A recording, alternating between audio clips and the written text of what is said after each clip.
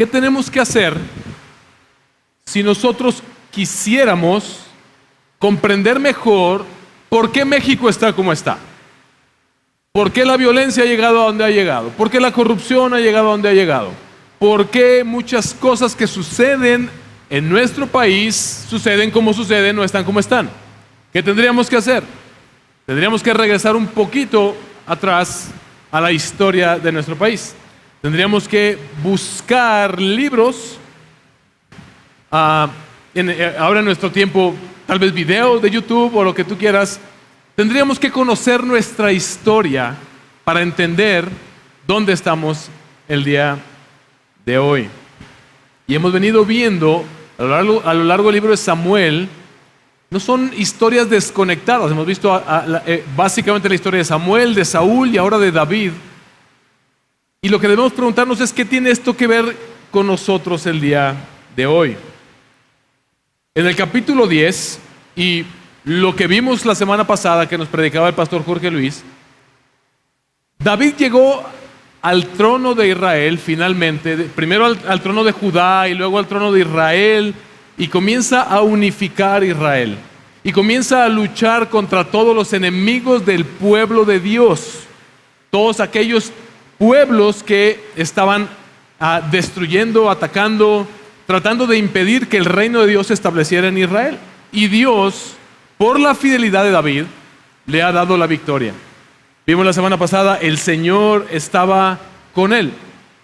En el capítulo 10 vemos una de estas últimas victorias y vemos como Joab, que es el principal general de David, que dirige a los valientes de David. Me encanta, lea en la semana todas estas historias de todas estas batallas y el papel que jugaron los valientes de David y Joab, su principal general. Y lo que vemos es que por medio de Joab, Dios está bendiciendo aún más a David porque es un gran general que está ayudándole a ganar grandes batallas.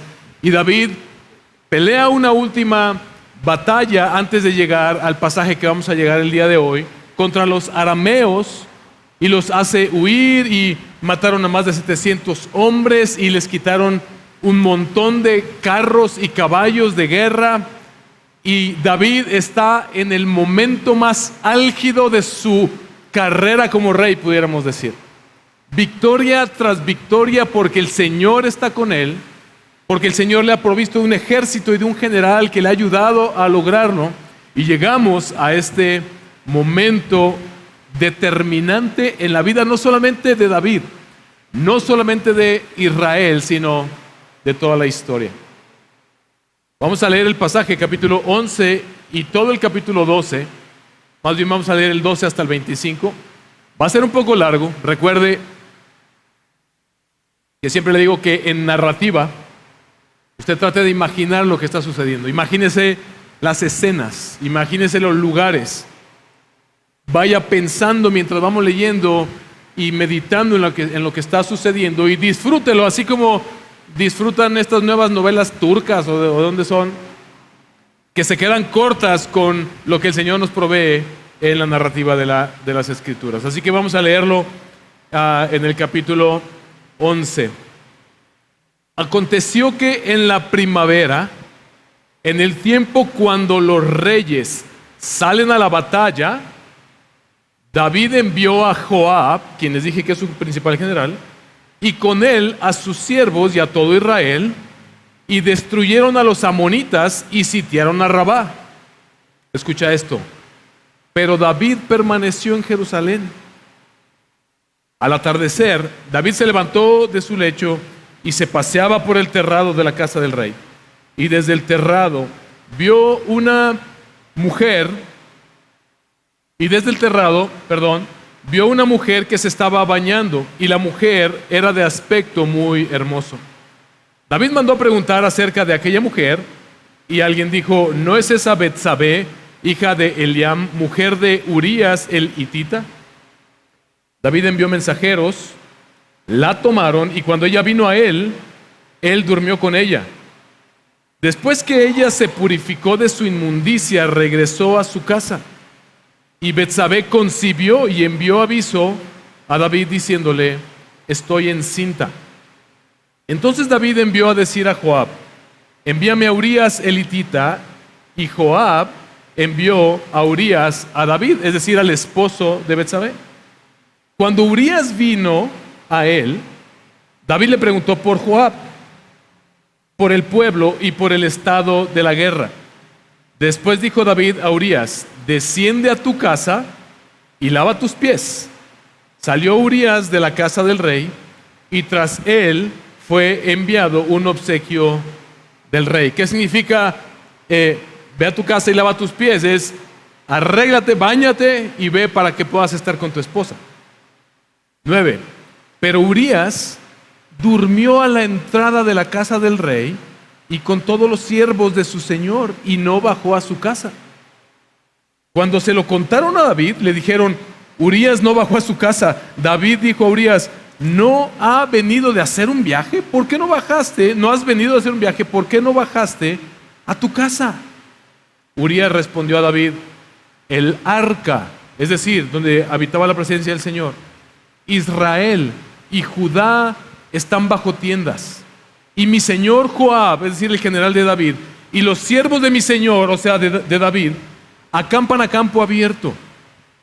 ¿He de ir yo a mi casa para comer, beber y acostarme con mi mujer? Por su vida y la vida de su alma, que no haré tal cosa. Entonces David dijo a Urías: quédate aquí hoy también y mañana te dejaré ir. Y se quedó Urías en Jerusalén aquel día y el siguiente, y David lo convidó a comer y a beber con él y lo embriagó. Al anochecer, Urías salió a acostarse en su cama con los siervos de su señor, pero no descendió a su casa. A la mañana siguiente, David escribió una carta a Joab, es decir, el general, y la envió por mano de Urías, el esposo de Betsabé. En la carta había escrito: pongan a Urías al frente de la batalla más reñida y retírense de él para que sea herido y muera. Así que cuando Joab asediaba la ciudad, puso a Urías en el lugar donde se sabía que había hombres valientes, y los hombres de la ciudad salieron y pelearon contra Joab, y algunos de los siervos de David cayeron, y murió también Urías elitita. Joab envió a informar a David de todos los sucesos de la guerra y dio orden al mensajero: cuando hayas acabado de contar al rey todos los sucesos de la guerra, si sucede que el furor del rey se enciende y te dice: ¿por qué se acercaron tanto a la ciudad para pelear? ¿No sabían que dispararían desde el muro? ¿Quién mató a Abimelech, hijo de Jerobbaal? ¿No arrojó una mujer sobre él una muela de molino desde lo alto del muro de manera que murió en Tabes? ¿Por qué se acercaron tanto al muro? Si el rey te pregunta eso, le dijo Joab al mensajero, entonces le dirás: también su siervo Urías elitita ha muerto. Partió pues el mensajero y llegó e informó a David todo lo que Joab había enviado a decir. Y el mensajero dijo a David: los hombres prevalecieron contra nosotros y salieron al campo contra nosotros, pero los rechazamos hasta la entrada de la puerta.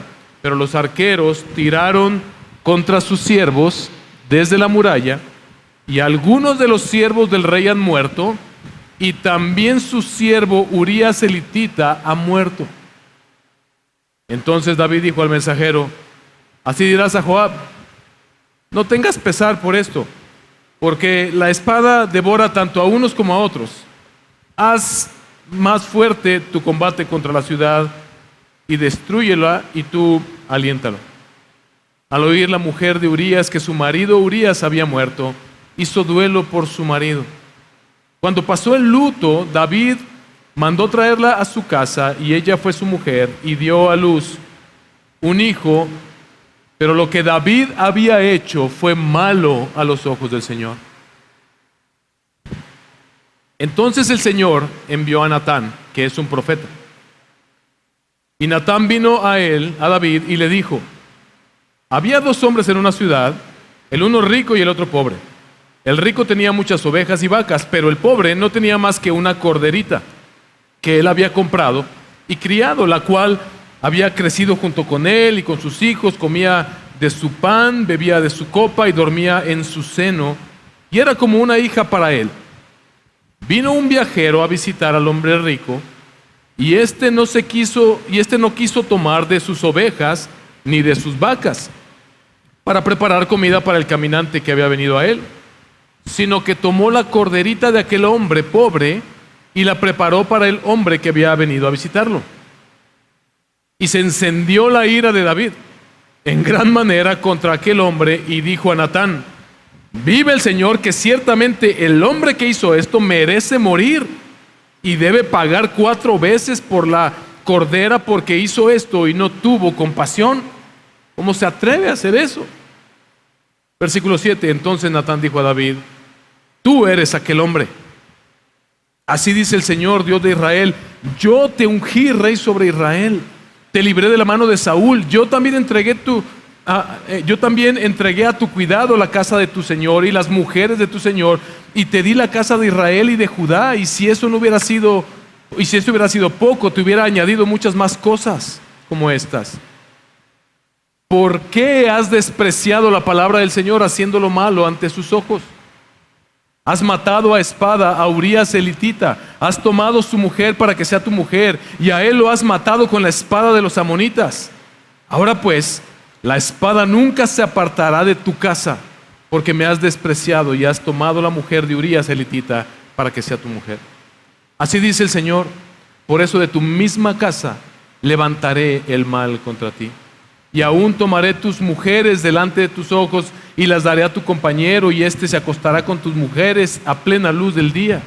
En verdad, tú lo hiciste en secreto, pero yo haré esto delante de todo Israel y a plena luz del sol. Escucha esto. Entonces David dijo a Natán: he pecado contra el Señor.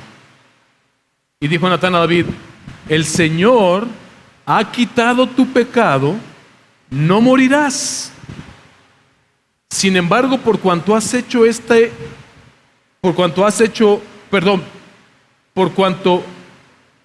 este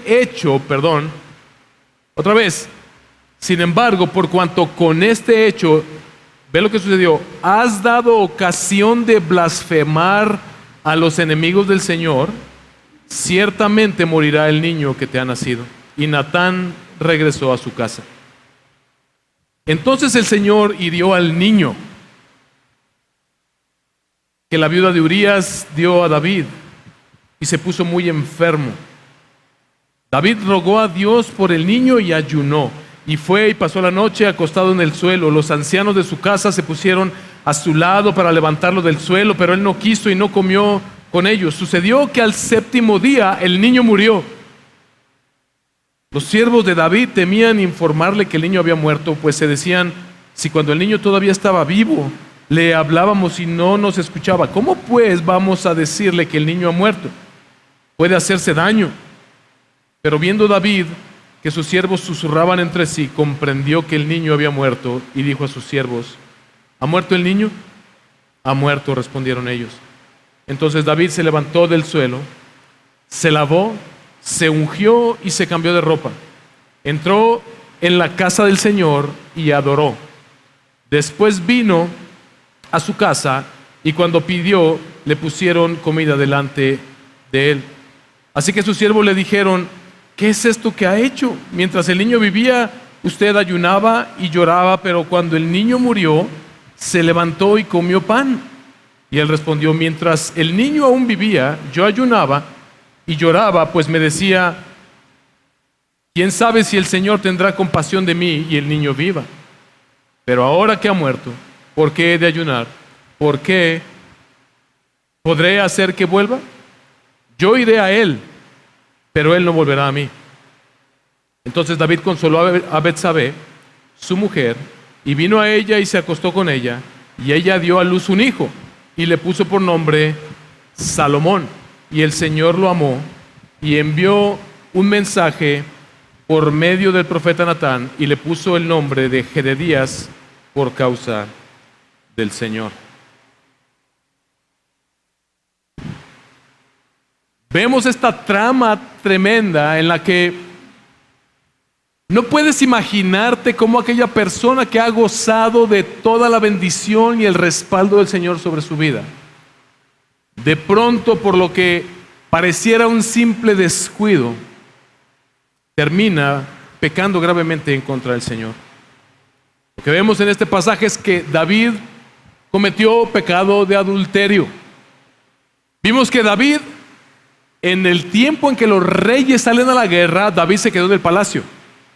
David estaba dando por sentado que la bendición del Señor estaba sobre él. Y David olvida que él está en ese lugar para cumplir con la voluntad del Señor para su pueblo. Que él es el rey a quien Dios colocó para cumplir con esa voluntad sobre él. Pero David se queda en el palacio. Y dice que sale a la terraza y ve a una mujer que se está bañando y la codicia en su corazón. Hermanos, no existe tal cosa, es una falacia, es una mentira que solemos creer, que cuando pecamos, pecamos porque se nos hizo fácil, decimos aquí en el Bajío. Es que se dieron las cosas. Es que yo no quería, pero las cosas se presentaron de cierta manera. Lo que vemos en este pasaje es que el pecado es siempre premeditado y siempre toma más de 2 pasos para cometerlo. Lo cual nos indica que siempre hay suficiente tiempo para arrepentirnos. Pero pecamos porque amamos el pecado. Pecamos porque amamos el pecado.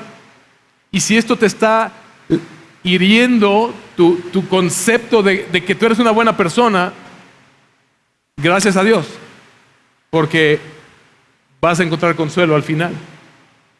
Pero David no solamente peca en contra del Señor al adulterar con Betsabé. Fíjate lo que él hizo. Él abusó del poder que él tenía para mandar llamar a esta mujer. Y no podemos decir que es una violación, pero técnicamente sí, porque ella no tuvo otra opción, porque él es el rey y tiene que hacer lo que el rey manda. Pero la consecuencia primaria es que esta mujer queda encinta, y esto le trae ahora un problema a David. Fíjate, él premeditadamente peca, y después de pecar, lo primero que piensa es en lavar su nombre. Lo primero que piensa es en librarse de las consecuencias que esto le puede llegar a traer. Y lo que comienza a hacer es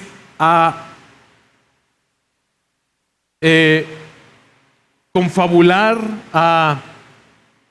empieza a ver maneras de encubrir su pecado. Vimos que él cometió adulterio, y el problema del adulterio y de cualquier pecado es que estamos pecando contra el Señor en primer lugar. Lo que hace grave el pecado, cualquiera que sea, es que ofende en primera instancia al Señor. Vemos que David cometió este pecado también de abuso de autoridad. Vemos que el nombre de Betsabé fue manchado. Otra mentira que solemos creer es: al cabo que cuando yo peco, pues nomás me hago daño a mí, los demás que no se metan, que no opinen, que no digan. Mentira. Nuestro pecado siempre afecta a las personas que están a nuestro alrededor. Lo hemos visto anteriormente. El nombre de Betsabé fue manchado. David comienza tejiendo artimañas para encubrir su pecado, para, en lugar de arrepentirse y confesar su pecado, él busca guardar su propio nombre. Y comienza a confabular estas artimañas para encubrirlo. Primero le miente a Urías. Pero es interesante ver cómo Urías es como una cachetada con guante blanco de parte del Señor. Urías, en lugar de ir a acostarse con su mujer como cualquier soldado que ha estado meses en la guerra desearía estar, él permanece fiel al Señor. Dice que él permanece fiel al arca del Señor, al pueblo de Israel y al mismísimo rey David, quien lo engañó, quien lo ha estado traicionando. David utilizó artimaña tras artimaña hasta que finalmente no le quedó de otra más que asesinar indirectamente a Urías.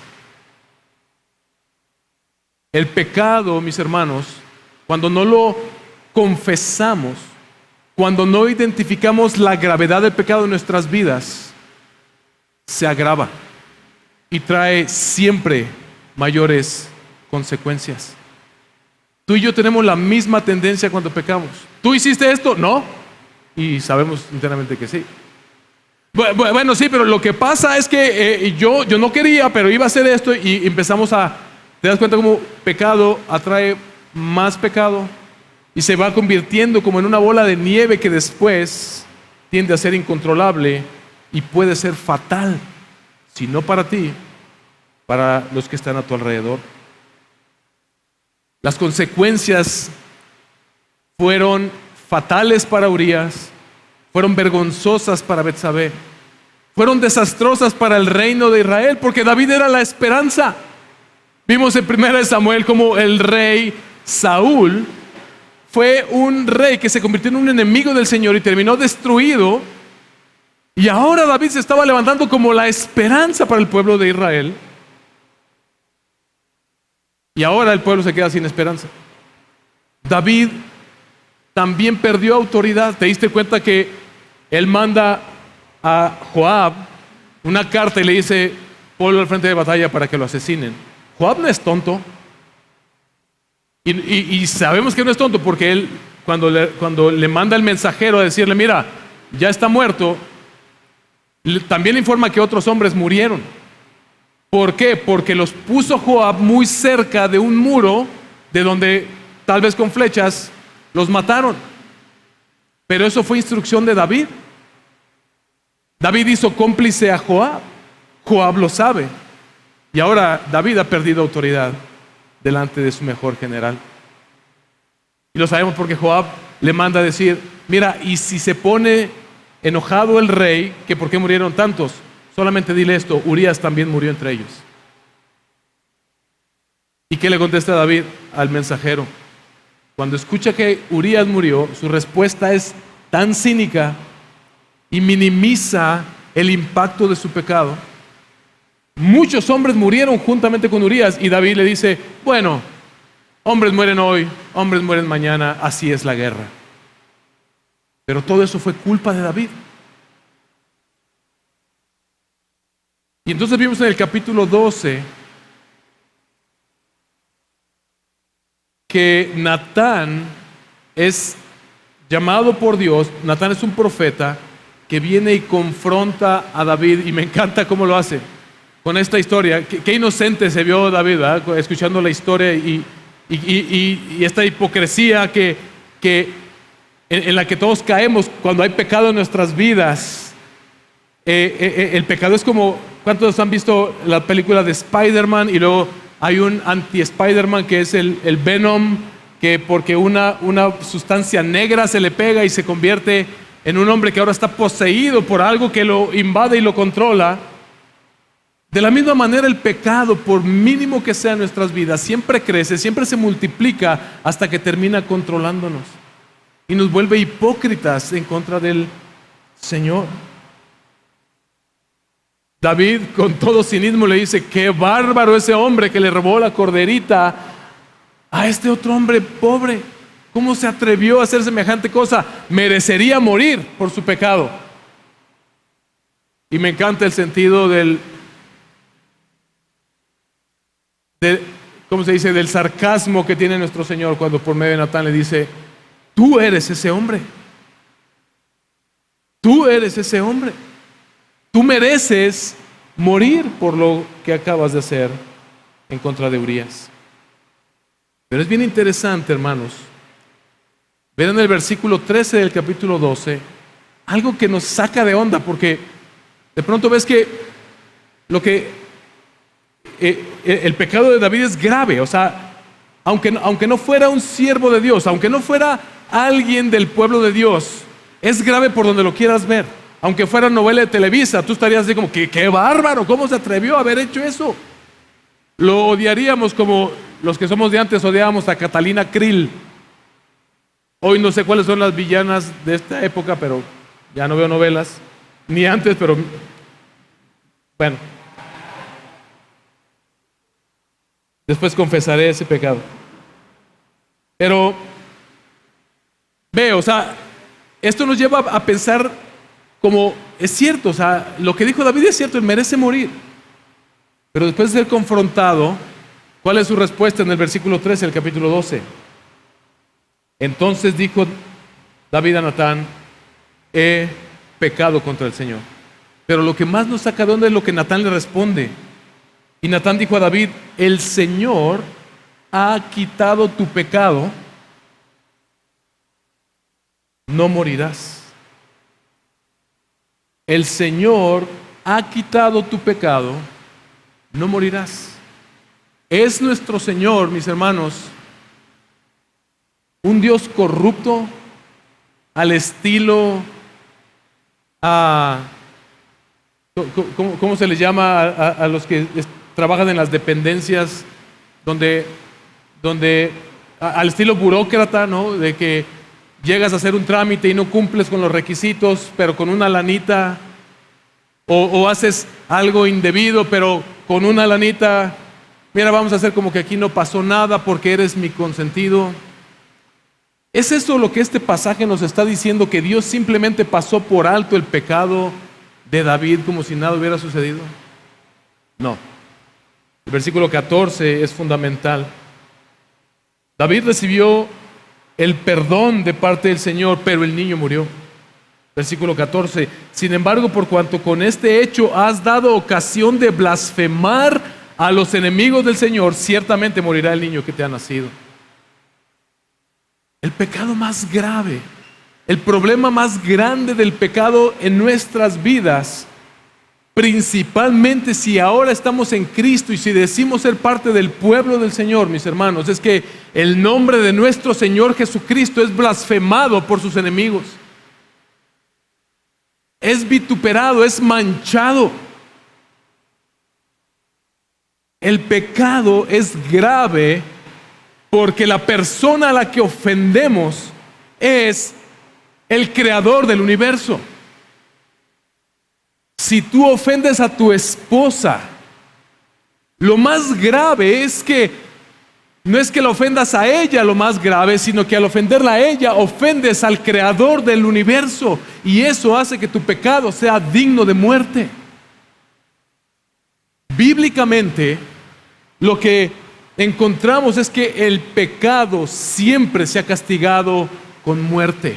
Romanos 3:23 nos recuerda que la paga del pecado es muerte. El sistema de sacrificios que el Señor instituyó en su pueblo, donde se sacrificaba un cordero, donde se sacrificaba una paloma o un becerro, era para expiar los pecados del pueblo. Un animalito tenía que morir en lugar de la persona que había pecado. Simbólicamente esos pecados se transferían y ese animal moría en lugar de la persona. En esta historia, el único justo tiene que morir. El niño es el único que no ha cometido pecado en esta historia. Él acaba de nacer y por el pecado de David, no es que Dios hubiera castigado a David por lo que hizo con Betsabé, es porque él es el rey de Israel. ¿Recuerdas que cuando hemos visto en pasajes anteriores, cuando los filisteos derrotaron al pueblo de Israel, ¿qué dijeron ellos? Nuestros dioses han vencido al Dios de Israel. Ese es el problema. Y al David cometer este pecado, lo que los enemigos del pueblo de Dios estaban diciendo, ahí está su Dios que les iba a dar un rey que los iba a salvar. Y es por esa blasfemia de estos hombres, por culpa de David, que el niño tiene que morir. El que no era culpable. Seguramente Betsabé pecó en algún momento de su vida. Seguramente Urías pecó en algún momento de su vida. Pero ese niño nunca había pecado. Y muere por el pecado de David. Como consecuencia de la blasfemia que el pecado de David trajo sobre el nombre del Señor. Pero al final del pasaje que leímos en el versículo 25 surge una nueva esperanza. Nace Salomón.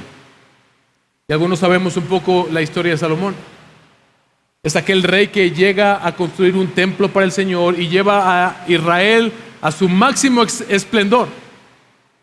Pero después, al igual que su padre, la codicia por las mujeres lo lleva a la destrucción. Y otra vez, al igual que con David, y como pasó primero con Saúl, la esperanza del pueblo de Israel vuelve a irse hasta el suelo. Vuelve a caer hasta los suelos. Es interesante que luego puedes leer en tu casa el resto del capítulo 12, versículo 26 al 31. David envía a Joab, a su general, a pelear otra batalla por él. Y Joab está ganando ya la batalla y le manda a decir a David: ¿sabes qué, David? Tienes que venir para que hagas acto de presencia, porque si yo gano esta batalla me van a coronar rey a mí. Y viene David, y es bien interesante, ve lo que dice el versículo 30. Desde 29. David reunió todo el pueblo y fue a Rabá y peleó contra ella y la tomó. Pero ya le había adelantado la chamba a Joab, eso dice en los primeros versículos. Quitó la corona de la cabeza de su rey, de ese pueblo, la cual, y es interesante que nos dé estos detalles, la cual pesaba 34 kilos de oro y tenía una piedra preciosa y fue puesta sobre la cabeza de David. La pregunta es, o lo que más bien de esto nos muestra es, David no peleó por esa corona, no merecía ganar esa corona. Aquí comenzamos a ver la trayectoria descendente de aquel rey que llegó a ser la esperanza del pueblo de Israel. Hermanos, David pecó gravemente contra el Señor. El Señor lo juzgó y David se arrepintió. El Señor lo perdonó, pero el hijo de David murió como consecuencia. Por eso el título de mi prédica es La muerte del hijo del rey. El pecado agravado de David trajo terribles consecuencias. La más grande de ellas, la blasfemia de los enemigos del Señor, y el Señor lo juzgó, y aunque se arrepintió, todo cambió a partir de ese día. Hermanos, yo quiero convencerlos de lo siguiente: nuestro pecado es tan grave que el único justo tuvo que morir. Nuestro pecado es tan grave que el único justo tuvo que morir. David era la esperanza. Sin duda, como veníamos viendo, era lo mejor de lo mejor en el pueblo de Israel, pero era humano. Y su pecado, aunque fue perdonado, destruyó la vida de muchas personas y terminó con la esperanza de un pueblo. Ahora, tú puedes preguntarte, sí, pero ¿qué tiene que ver la historia de David con mi historia el día de hoy? ¿Qué tiene que ver esto con nosotros? Y para esto tenemos que hacer como un recuento, no solamente de la historia de David, sino de toda la historia del hombre. En Edén, Dios estableció un reino para el hombre, donde Él es el Rey Supremo y pone a Adán a gobernar sobre la creación. Pero Eva y Adán pecan en contra del Señor, y toda la humanidad caímos a una. Y todos somos descendientes de Adán y Eva, contaminados del pecado que se introdujo, y con ese pecado se introdujo la muerte. El pecado arruinó todo en Edén. Está de sobra decir lo que pasó con Saúl, pero ahora también con David. Ahora su reino, el reino de David, es Dios está estableciendo su reino en la tierra por medio de su pueblo Israel, y coloca a David a gobernar sobre su pueblo. El pueblo está lleno de esperanza hasta lo que habíamos visto el día de hoy. Pero esa esperanza se viene abajo con la caída de David. Otra vez, a causa del pecado. El pueblo, dentro de esta narrativa, o sea, imagínatelos viendo, este es nuestro rey, este es el que nos va a llevar a que las promesas del Señor sean cumplidas, y todo el mundo se entera de esta situación y toda esperanza se viene abajo. Porque el problema de la humanidad, mis hermanos, siempre siempre ha sido el pecado. Tu problema y mi problema siempre ha sido el pecado. Dios prometió en Génesis 3:15 que un día Él enviaría a uno que pisaría la cabeza de la serpiente y nos daría, y esta serpiente solamente podría dañarle, morderle el calcañar, pero Él destruiría el poder de la muerte y del pecado sobre la humanidad. David no lo fue hasta este momento. Pero después de David se habló y se siguió hablando de un rey que un día vendría. Isaías capítulo 9, versículo 6, ve lo que dice. Porque un niño nos ha nacido, un hijo nos ha sido dado, y la soberanía reposará sobre sus hombros, y se llamará su nombre Admirable, Consejero, Dios Poderoso, Padre Eterno, Príncipe de Paz. Isaías, más de 700 años antes de la venida de Jesús, anunció que un día vendría uno que sí sería el rey que esta humanidad necesitaba. Isaías capítulo 11, versículo 10. Acontecerá en aquel día que las naciones acudirán a la raíz de Isaí, que estará puesta como una señal para los pueblos y será gloriosa su morada. Isaí es el padre de David. Y se anuncia que de la descendencia de David nacería uno al cual todas las naciones, no solamente el pueblo de Israel. La respuesta a la pregunta, ¿qué tiene que ver esa historia de aquel tiempo con nosotros el día de hoy? Es que el rey que Dios prometió no era un rey para un grupo étnico nada más, para los judíos. Era un rey que sería un rey para todas las naciones y traería justicia a toda la tierra. Salmos capítulo 2, versículos 6 al 9. Pero yo mismo, dice el Señor, he consagrado a mi rey sobre Sión, mi santo monte. Ciertamente anunciaré el decreto del Señor que me dijo, mi hijo eres tú, yo te he engendrado hoy. Pídeme y te daré las naciones como herencia tuya y como posesión tuya los confines de la tierra. Tú los quebrantarás con vara de hierro y los desmenuzarás como vaso de alfarero. Este fue David escribiendo acerca de aquel que un día vendría de su linaje a reinar. Hechos capítulo 13, versículo 32 al 33. El apóstol Pablo está en Antioquía explicando por qué es que nosotros hemos puesto nuestra fe en Jesús. Nosotros les anunciamos las buenas nuevas de que la promesa hecha a los padres, Dios la ha cumplido a nuestros hijos al resucitar a Jesús, como también está escrito en el Salmo 2, Hijo mío eres tú, yo te he engendrado hoy.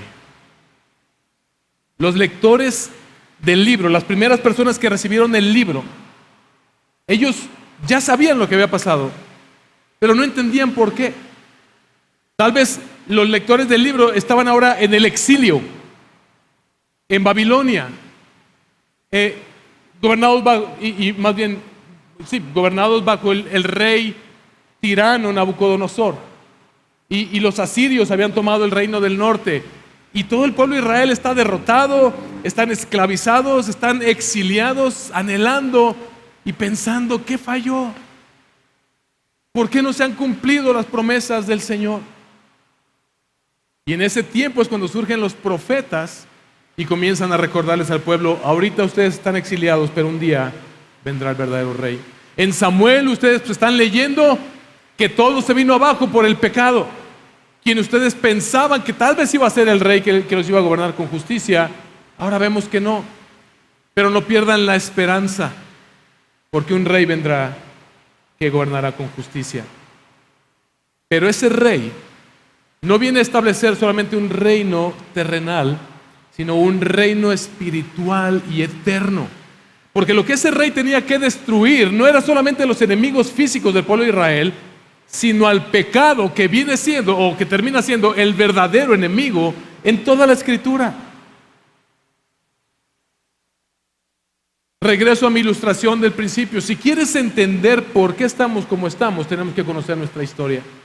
Y ¿sabes qué? No basta con regresar a los tiempos de la revolución. Tenemos que ir hasta el Génesis para entender que nuestro pecado es tan grave que el único justo tuvo que morir.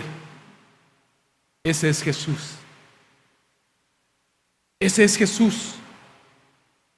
Este mundo es el reino del Rey, del verdadero justo, del verdadero y mejor Rey, Jesús, que las Escrituras nos dan testimonio, nunca cometió pecado.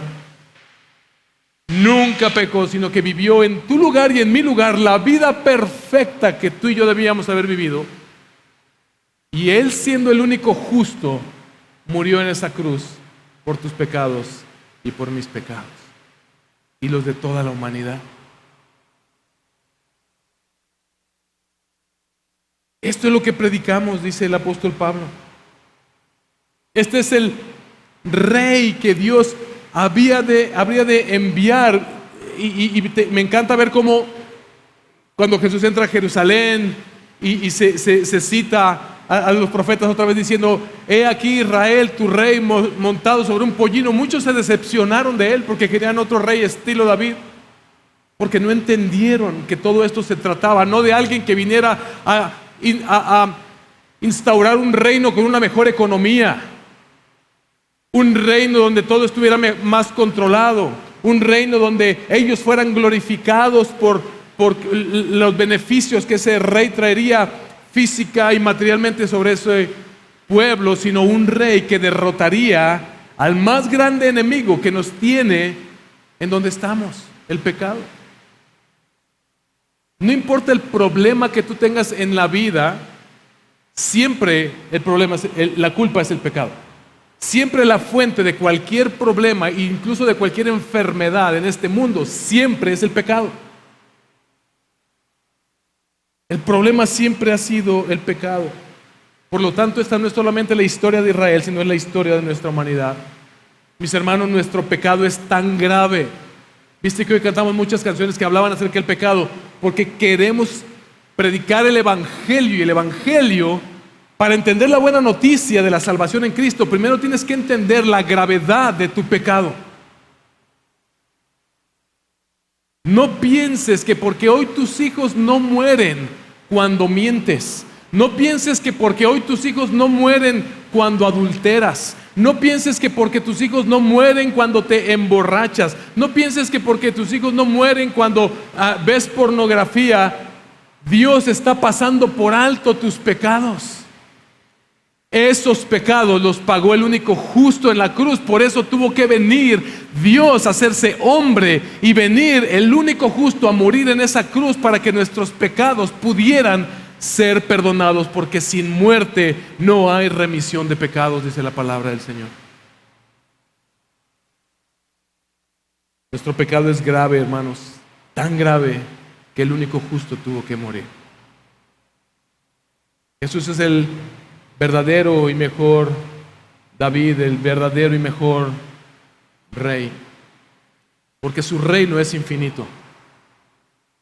Y Él un día va a regresar a juzgar a los vivos y a los muertos, a destruir finalmente a sus enemigos. ¿Quiénes son sus enemigos? Los que no se han arrepentido de sus pecados y no le han entregado su vida al Señor Jesús. Pero para llevar a su pueblo a la nueva Jerusalén, donde Él reinará eternamente con justicia sobre nosotros. Un día toda maldad se terminará. Un día todo dolor va a acabar, porque el pecado va a ser eliminado de nuestras vidas por nuestro Rey. Un día tú y yo vamos a dejar de pecar y de lastimarnos los unos a los otros, cuando Él venga y nos haga como Él en su reino eterno.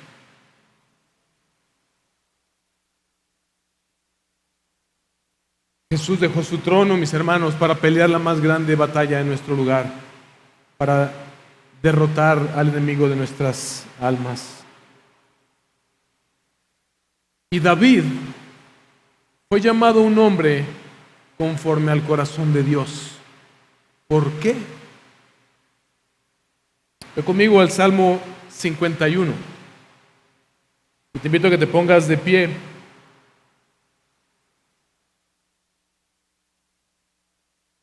Ve conmigo al Salmo 51. Vamos a leer los primeros 13 versículos. Vamos a leerlo todo. ¿Por qué David fue perdonado? ¿Por qué David es considerado un hombre conforme al corazón de Dios? Quiero preguntarte, ¿quieres tú ser un hombre o una mujer conforme al corazón de Dios? ¿Quieres tú ser un hombre o una mujer reconocida por Dios como un hombre o una mujer conforme a su corazón?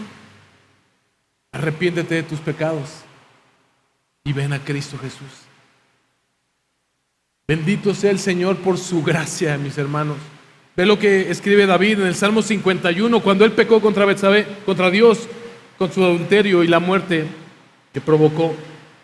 Ten piedad de mí, oh Dios, conforme a tu misericordia, conforme a lo inmenso de tu compasión. Borra mis transgresiones, lávame por completo de mi maldad y límpiame de mi pecado, porque yo reconozco mis transgresiones y mi pecado está siempre delante de mí. Contra ti solo he pecado y he hecho lo malo delante de tus ojos, de manera que eres justo cuando hablas y sin reproche cuando juzgas. Yo nací en iniquidad y en pecado me concibió mi madre.